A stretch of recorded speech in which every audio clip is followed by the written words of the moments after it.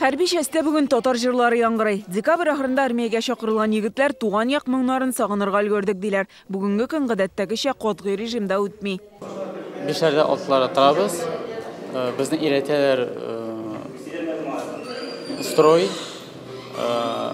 обязанности матроса, обязанности солдата, обязанности дневального по роте, также дежурного по роте.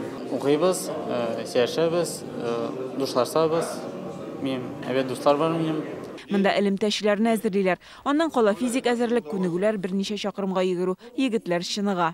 Изучаем свою технику. Безне монда техника серләренә төшендерәләр. Алга таба хәрби частьтә шуның буенча эшләячәкбез. Радиостанция.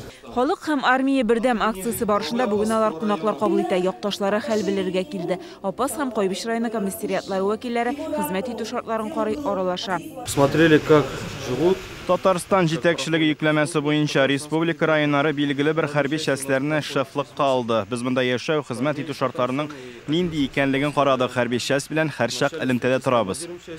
Общались, обсуждали разные вопросы. Йорт ризыкларын сагынырга өлгергән егетләр өчен күчтәнәшкә милли ашлар, кыстыбы, ишпишмак, бәлеш, шәкшәк. Я очень рад. Барсы да ашады, бәлешкә кадәр алып килгәннәр. Минем апам өйдә шундый ук бәлеш пешерә.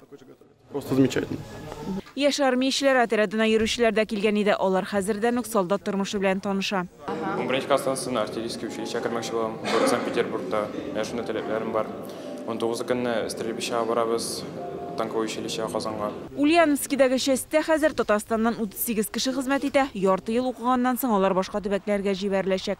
Гөлнас Сафетдинова, Елизавета Жукова, Илдар Галәүддинов, Яңа Гасыр каналы.